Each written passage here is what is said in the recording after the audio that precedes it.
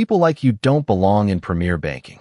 The sentence sliced through the polished marble lobby so sharply that every conversation stopped.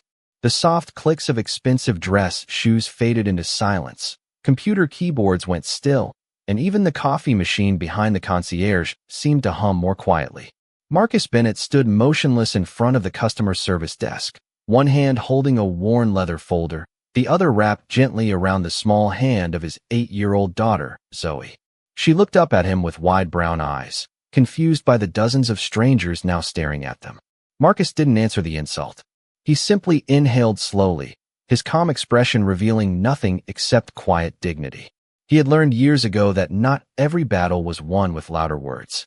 Across the polished counter stood Emily Carter, the branch manager of one of Charlotte's most exclusive private banking locations.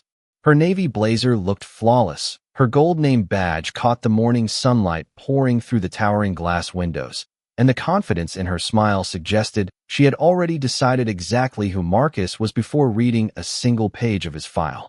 She glanced once more at the computer screen before folding her arms. "Your account is short $9, she said loudly enough for nearby customers to hear. "You can't even maintain the minimum balance, yet you're asking me to review executive authorizations?" A few people exchanged amused glances. One businessman quietly shook his head before returning to his phone. A woman carrying designer shopping bags looked Marcus up and down, lingering on his faded jacket and the sneakers that had clearly seen better days. Zoe squeezed her father's hand a little tighter. Marcus lowered himself slightly until he was eye level with his daughter and smiled with reassuring warmth before standing again. "Ma'am," he said politely, his voice steady and respectful. "I'm not asking for special treatment. I'm only asking you to open the authorization attached to my customer profile. It'll explain everything." Emily barely looked at the screen. Instead, she pressed a button beneath her desk and sighed. Dramatically, "Sir, Premier Banking isn't designed for situations like yours. We have policies for a reason." Marcus nodded once. "Then perhaps the policy should include reading the entire file before making a decision." Emily's expression hardened. To her, the request sounded less like professionalism and more like defiance. Around them, employees began pretending to organize paperwork while quietly watching the exchange unfold. They sensed something unusual, though none of them understood why Marcus remained so remarkably calm. Zoe tugged softly at her father's sleeve. "Daddy," she whispered, barely loud enough for him to hear. "Did we come to the wrong bank?" Marcus looked down at her gentle face, then back toward the manager whose confidence never wavered. A faint smile crossed his lips, not one of embarrassment, but of patience. "No, sweetheart," he answered softly. "We're exactly where we need to be." Emily let out a short laugh and reached for the phone beside her. "Security," she said without taking her eyes off Marcus. "I'd like assistance at the front desk." None of the customers realized they were about to witness a decision that would cost far more than $9. The security officer approached with measured steps, his polished shoes gliding across the marble floor until he stopped beside Marcus. He glanced from the branch manager to the quiet father standing before him, then toward little Zoe, whose fingers still clung tightly to her father's hand. Something about the scene did not feel right, but years of training had taught him to follow procedure before asking questions. Emily straightened her blazer and folded her arms with quiet satisfaction. "Sir, I am going to ask you to leave the premises." Marcus nodded politely, showing no sign of anger or humiliation. "Of course," he replied. "But before I go, would you please verify one document? It will only take a minute." Emily shook her head without even pretending to consider the request. "This conversation is over." Marcus looked at the security officer instead. "You have been respectful. Thank you for doing your job." The officer offered a small nod, almost apologetic, while stepping slightly to one side to give Marcus room to walk. As Marcus turned, Zoe looked back toward the service desk. "Daddy," she asked softly, "why was she so upset?" Marcus smiled gently, brushing a loose curl away from her face. "Sometimes people make decisions before they know someone's story." Zoe thought about that answer while they slowly crossed the spacious lobby beneath sparkling crystal lights. Behind them, quiet whispers floated through the air. Some customers assumed Marcus had been trying to avoid bank rules. Others guessed he had overdrawn his account by a few dollars. No one imagined that the worn leather folder tucked beneath his arm contained documents representing years of responsibility that reached far beyond his own checking account. Outside the towering glass entrance, the warm Carolina sunshine reflected across rows of parked luxury vehicles. Marcus paused beside a wooden bench overlooking the fountain near the front entrance. He crouched beside Zoe and adjusted the strap of her small backpack. "Are you hungry?" he asked. She nodded with a shy smile. "Can we still get pancakes?" Marcus laughed quietly. "I think pancakes sound like a wonderful idea." While Zoe admired a family of birds hopping along the sidewalk, Marcus removed his phone from his jacket pocket. He unlocked it, opened a secure financial application, and calmly reviewed several notifications that had arrived while he was inside the bank. The first confirmed that multiple institutional transfers were waiting for his approval. The second reminded him that the annual portfolio review meeting was scheduled for later that afternoon. The third displayed a simple message from one of the senior trustees. "Please confirm whether Premier Banking remains the preferred custodian for all family assets." Marcus stared at the screen for several seconds. He did not answer immediately. Instead, he looked back through the enormous glass windows. From where he stood, Emily was laughing with another employee, already moving on as though the entire encounter had been nothing more than a minor inconvenience. She never noticed Marcus watching. She never wondered why someone who supposedly lacked $9 had remained so remarkably composed. Marcus lowered his eyes once more to the waiting message. His thumb hovered over the confirmation button, but he did not press it. Not yet. He believed every institution deserved one final opportunity to do the right thing before living with the consequences of its own choices. Marcus slipped his phone back into his pocket just as Zoe looked up from the fountain, smiling at the birds that fluttered between the flower beds. "Daddy, they always come back," she said quietly. Marcus smiled. "They go where they feel safe." Those simple words lingered in his mind as they walked toward a small diner across the street. Inside the bank, however, the morning had already returned to its familiar rhythm. Emily Carter stepped into her office carrying a fresh cup of coffee, convinced she had handled another routine situation. She dropped into her leather chair, glanced at the performance charts displayed across her dual monitors, and allowed herself a satisfied smile. This quarter had been her strongest yet. Promotions, bonuses, and recognition from regional leadership all seemed within reach. She believed discipline separated elite branches from ordinary ones, and in her mind, she had simply enforced the standards expected of a premier financial institution. Outside her office, employees quietly resumed helping customers, though a few still whispered about the calm father who had accepted humiliation without raising his voice. "Did you notice how polite he stayed?" one teller asked. Another shrugged. Maybe he knew he was wrong. Emily overheard the conversation as she walked past and interrupted without slowing down. "Confidence does not equal credibility," she said. "Remember that." The lobby immediately fell silent again. At nearly the same moment, hundreds of miles away in New York, the headquarters of the Bennett Family Trust began preparing for its weekly asset review. Analysts gathered inside a bright conference room overlooking Manhattan, while digital dashboards displayed investment portfolios, charitable foundations, commercial real estate, and institutional accounts managed across the country.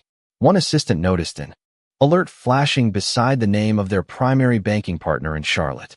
The system showed that a client interaction had been flagged but not yet reviewed.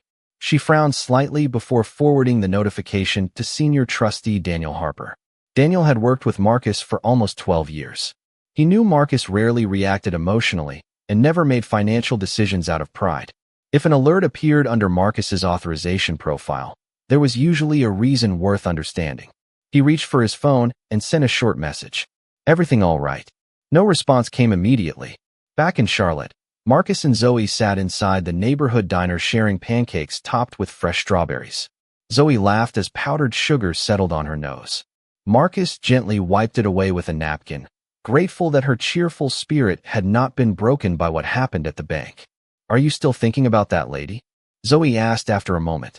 Marcus looked out the window toward the distant skyline where the bank tower reflected the afternoon sun. "A little," he admitted, "but not because of what she said." Zoe tilted her head. "Then why?" Marcus stirred his coffee slowly before answering. "Because every decision has a consequence, even when we cannot see it right away. At that exact moment, Daniel Harper's phone finally vibrated. Marcus had replied with only one sentence. Please prepare alternative custodians for every institutional account. Daniel stared at the message for several long seconds. He knew exactly what those 8 words could mean. If Marcus was asking for alternatives, then one of the largest banking relationships in the region was standing only a single decision away from losing something far greater than anyone inside that Charlotte branch could possibly imagine. Daniel Harper did not waste a second. Within minutes, the executive conference room overlooking Manhattan filled with senior advisors, compliance officers, and portfolio managers who rarely gathered on such short notice. A wall-sized display illuminated the room, showing dozens of institutional accounts connected through one regional banking partner. One analyst adjusted her glasses as she studied the figures. Total managed assets currently held under Premier Banking custody stand at $86 million, she reported calmly. Another executive looked toward Daniel. Did Marcus explain why he requested alternative custodians? Daniel slowly shook his head. No, and that is exactly why we need to be careful. Everyone in the room understood Marcus Bennett's reputation. He never reacted impulsively. During 12 years of managing the Bennett Family Trust, he had protected every charitable foundation, scholarship program, commercial property, and investment partnership with extraordinary patience. If he questioned a financial relationship, it was because something much deeper than numbers had gone wrong. Meanwhile, back in Charlotte, Emily Carter was enjoying what she believed had become a productive afternoon. She congratulated a junior advisor for opening 2 new wealth management accounts and reminded another employee to prioritize appearances when greeting high-value clients. First impressions matter, she said confidently while straightening a brochure display. People tell you who they are before they ever speak. Several employees nodded automatically, although one young teller quietly remembered Marcus's calm voice asking only for someone to review his authorization file. She considered mentioning it again, but decided against challenging the branch manager. The opportunity passed in silence. At precisely 1:30 in the afternoon, a secure email arrived from corporate headquarters requesting confirmation of several institutional account contacts assigned to the Charlotte branch. Emily barely glanced at it before forwarding the request to operations. She assumed it was part of an ordinary quarterly review. No alarm crossed her mind. Across town, Marcus and Zoe had finished lunch and were walking through a nearby park where tall oak trees shaded the winding sidewalks. Zoe skipped ahead, collecting colorful leaves while Marcus answered another call from Daniel. Everything is ready, Daniel said. 3 national banks have already agreed to receive the assets if you authorize the transition. Marcus remained quiet for several seconds, listening to children laughing near the playground. Has anyone from the Charlotte branch contacted us? He finally asked. Not yet, Daniel replied. Would you like me to notify them before we proceed? Marcus looked toward Zoe as she proudly held up a bright red maple leaf. He smiled before answering in his usual calm voice. No. Every organization deserves the chance to notice its own mistake before someone else explains it. Daniel understood immediately. This was not about revenge. It was about accountability. They ended the call, and Marcus slipped his phone into his pocket once again. At that exact moment, back inside the bank, the young teller who had witnessed everything that morning finally gave in to her curiosity. She quietly opened Marcus Bennett's customer profile, intending only to understand why he had remained so composed. As the account loaded, her expression changed. The standard customer page disappeared, replaced by a restricted authorization notice requiring executive-level clearance. Her heartbeat quickened. Beneath the security banner, one line remained visible before the screen automatically locked itself. Primary Authorized Representative. Bennett Family Trust. Institutional Portfolio Classification. Tier 1 Executive. The young teller stared at the locked screen, her pulse quickening as the restricted authorization banner disappeared. She looked around to make sure no one had noticed, then immediately stood and walked toward Emily's office. She knocked once before stepping inside. Miss Carter, I think you should see something. Emily barely looked up from the quarterly sales report spread across her desk. If this is about another savings account application, leave it with operations. The teller hesitated. It is not about a savings account. Emily sighed and finally raised her eyes. Then what is it? The gentleman from this morning. Emily leaned back with an impatient smile. The one who could not cover $9? The teller swallowed. His customer profile is restricted. I have never seen an authorization level like it. Emily's expression remained unchanged. Restricted profiles exist. For many reasons. Former executives, legal cases, government accounts. It does not make him important. But it identified him as the primary authorized representative for the Bennett Family Trust. Emily gave a dismissive wave of her hand. Then he is probably someone's assistant with limited signing authority. You are letting a security banner scare you. The teller nodded quietly, though uncertainty still lingered in her eyes. As she returned to the lobby, Emily shook her head and muttered to herself, "People love creating drama out of nothing." Minutes later, her office phone rang. It was the regional operations director asking whether she had personally verified an executive authorization request that had been flagged earlier that day. Emily confidently replied that the situation had already been resolved. "Everything is under control," she assured him. The client was removed from the branch after failing to meet account requirements. There was a brief silence on the other end before the director simply answered, "Very well. Please remain available this afternoon." The call ended without another word. Emily shrugged and returned to her paperwork, unaware that the tone of the conversation had been far more cautious than usual. Across the city, Marcus and Zoe had reached a quiet public library, where Zoe happily settled into a children's reading corner with a stack of storybooks. Marcus sat near the window overlooking the park, sunlight warming the wooden table as he reviewed several digital documents on his tablet. Every page required only one signature before $86 million in institutional assets would begin moving to another financial institution. Yet Marcus still had not signed. He believed decisions involving thousands of employees deserved careful thought, even after personal disappointment. Daniel Harper called again. "The receiving banks have finalized everything. They are only waiting for your authorization." Marcus looked through the library window where Zoe was laughing softly with an elderly volunteer reading a picture book aloud. "Has anyone from the branch reached out?" he asked once more. "No," Daniel answered. "Not even a courtesy call." Marcus slowly closed the tablet without signing. "Give them until the end of the business day." Daniel paused. "You are giving them another chance." Marcus smiled faintly. "Not for me. For the people who work there and have no idea what one careless decision can cost." Back inside the Charlotte branch, the afternoon sunlight stretched across the polished marble floor as customers continued coming and going. The same security officer who had escorted Marcus out earlier glanced toward the entrance, quietly wondering whether the calm father would ever return. At that exact moment, every computer inside the branch displayed a flashing corporate notification. Mandatory executive conference call.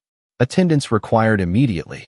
Every employee gathered around the large conference screen as the corporate meeting connected. Conversations faded into uneasy silence while executives from headquarters appeared one by one.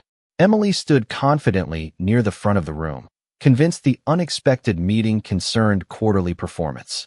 The regional vice president adjusted his glasses and began without his usual greetings.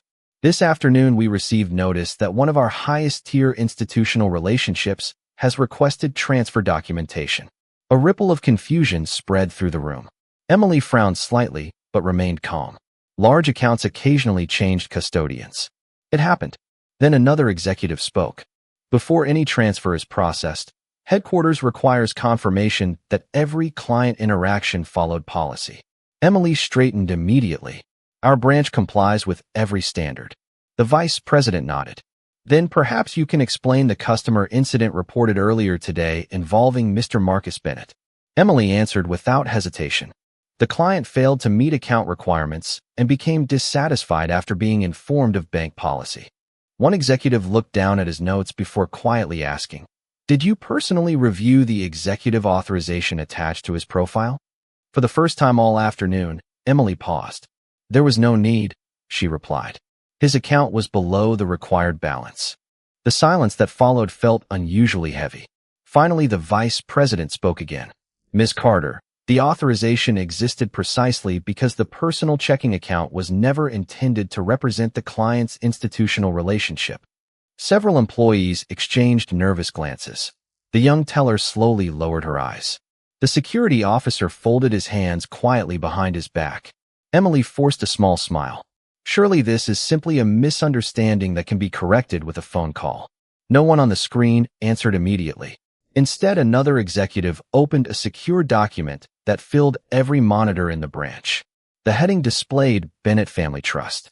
Beneath it appeared page after page of charitable foundations, educational scholarships, commercial developments, and community investment programs administered across multiple states. Then came the number that drained every trace of confidence from the room. Total institutional assets under custody: $86 million. Someone near the back of the room quietly gasped. Emily stared at the screen without blinking. She remembered the worn jacket, the faded sneakers, the little girl holding her father's hand. She remembered refusing to read a single page beyond the first balance screen. The vice president continued speaking, his voice calm but unmistakably serious. Mr. Bennett has not yet authorized the transfer. Emily looked up hopefully. Then we still have time. The executive met her eyes through the camera. Perhaps.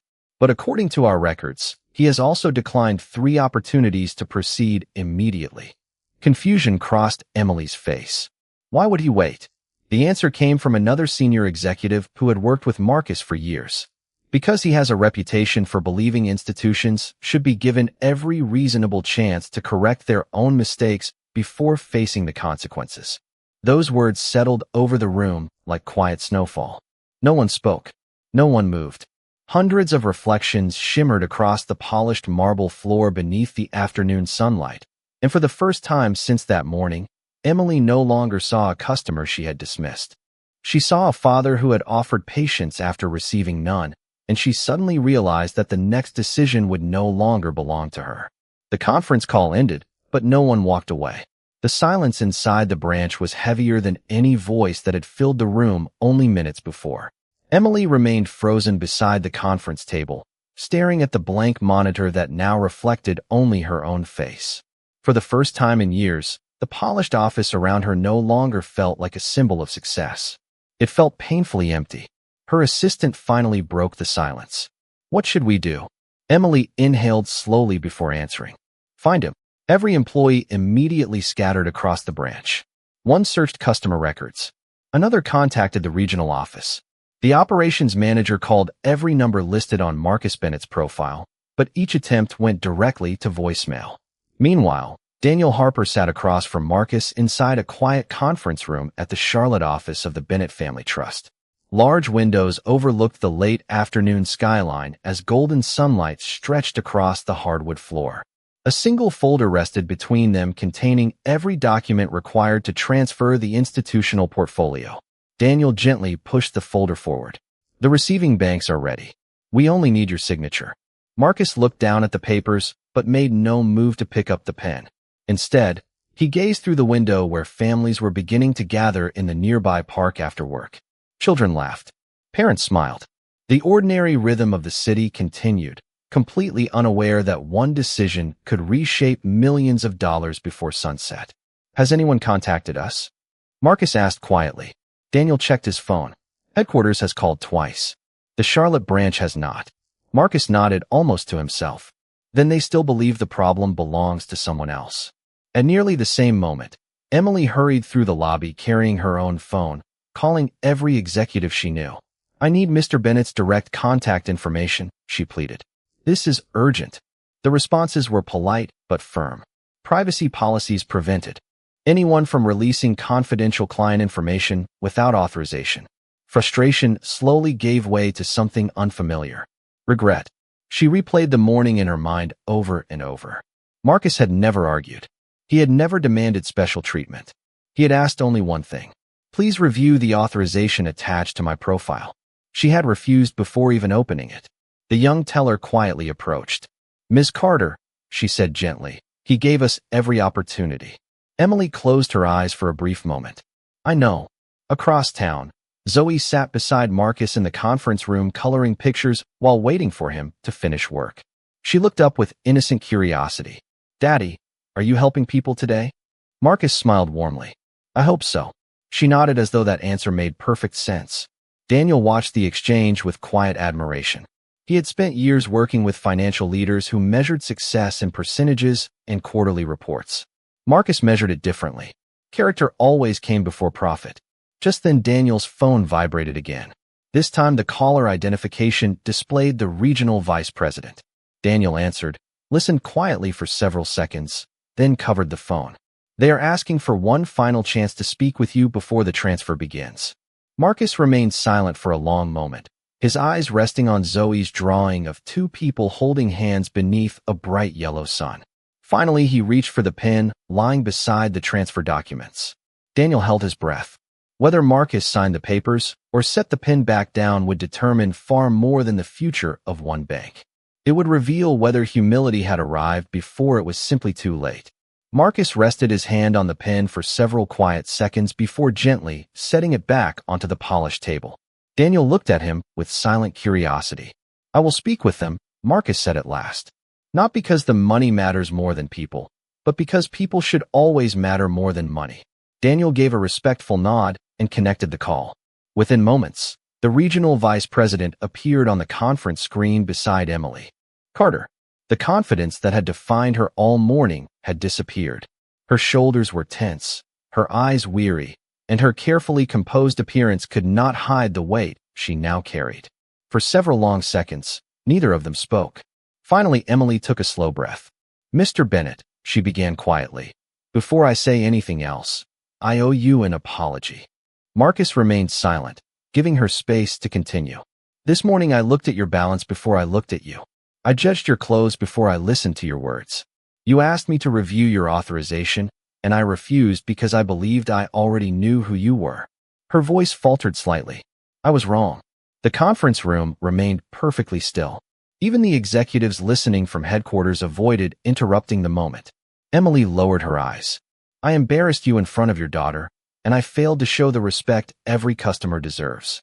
I cannot undo that, but I accept full responsibility for my decision. Marcus looked toward Zoe, who was quietly finishing her drawing at the corner of the table, completely unaware of the financial discussion unfolding around her. He smiled softly before turning back to the screen. Do you know what stayed with me after I left your branch? Emily slowly shook her head. It was not what you said to me, Marcus answered. It was what my daughter asked after we walked outside. Emily listened without moving. She asked if we had gone to the wrong bank. The words landed gently, yet they carried more weight than any accusation could have. Emily closed her eyes for a brief moment. I am so sorry. Marcus nodded kindly. Children remember how adults make them feel long before they understand numbers. The regional vice president remained silent, allowing the conversation to unfold naturally. Marcus folded his hands together. I have spent many years helping organizations invest in communities, schools, and families. Those investments only matter when they are built on trust. Trust begins with respect. Emily wiped away a quiet tear before looking directly into the camera again. If you allow us another opportunity, I promise your family will never experience that kind of treatment again. Marcus considered her words carefully. He did not hear excuses. He did not hear anyone shifting blame. For the first time since entering the branch that morning, he heard genuine accountability. Daniel watched Marcus closely, but said nothing. The transfer documents still rested unopened beside the pen, waiting for a single signature. Marcus reached toward them once more, paused, and then slowly slid the folder away from himself instead. Daniel looked up in surprise. Across the video screen, Emily's expression changed from fear to cautious hope as Marcus finally spoke the words no one in the room had expected. Money can always find another bank, he said calmly. Character is much harder to rebuild. Let us begin there first. The next morning, the Charlotte branch looked different, though nothing about the building itself had changed. The marble floors still reflected the morning light. The polished glass doors still welcomed customers. The quiet piano music still drifted through the lobby. Yet something invisible had shifted. Employees greeted every visitor with greater patience. Conversations slowed down. People listened before making assumptions. Emily Carter stood near the entrance instead of behind her office door. She greeted each customer personally, not because anyone had instructed her to do so, but because she finally understood that the first thing people deserved was not efficiency. It was dignity. Shortly after 10 o'clock, the glass doors opened once again. Marcus Bennett walked inside holding Zoe's hand. This time, every employee recognized him immediately, yet there were no whispers. There were no curious stares, only respectful silence. Emily walked toward him, stopping several feet away. "Good morning, Mr. Bennett," she said sincerely. "Good morning, Zoe." The little girl smiled politely. "Hi." Emily knelt slightly, so she could speak at Zoe's eye level. "I wanted to tell you something." Zoe looked at her curiously. "Yesterday, I made a mistake. I forgot that every person who walks through these doors deserves kindness. Thank you for giving me the chance to learn that." Zoe glanced up at her father. Marcus smiled gently and nodded. "It is okay," Zoe answered with the simple honesty only a child could offer. "Everybody learns." Emily felt her eyes fill with quiet emotion, but this time she smiled instead of looking away. Marcus reached into his folder and removed a single document. Daniel Harper, standing a few steps behind him, watched quietly without saying a word. Marcus placed the paper on the reception counter. It was not a transfer authorization. It was a renewed institutional banking agreement with one additional page attached. Emily looked at it carefully. The new page outlined enhanced customer service training for every employee in the branch, emphasizing respect, careful listening, and equal treatment for every client regardless of appearance or account balance. Marcus spoke calmly. "If our partnership continues, I wanted to help more than our investments. I wanted to improve the experience of every family that walks through these doors." Emily nodded immediately. "It will." Within weeks, the new training program expanded beyond the Charlotte branch and became part of regional customer service standards. Employees who had witnessed that morning often spoke about the quiet father who changed an organization without raising his voice. Marcus never mentioned the incident publicly. He never asked for recognition. He simply continued managing investments, supporting scholarships, and raising Zoe with the same quiet integrity that had carried him through the hardest moments of his life. Months later, Zoe proudly placed a few dollars into her very first savings account. Emily personally handed her the receipt with a warm smile. "Congratulations," she said. "Every dream begins somewhere." Zoe looked at the small balance printed on the paper, then at her father. Marcus squeezed her shoulder gently. The amount did not matter. The lesson did. As they walked toward the bright afternoon sunlight, their reflections stretched across the polished floor before disappearing beyond the glass doors. Behind them, the branch continued serving customers one by one, but now every greeting carried a little more patience, every conversation a little more respect. Sometimes the greatest fortune a person leaves behind is not measured in dollars at all.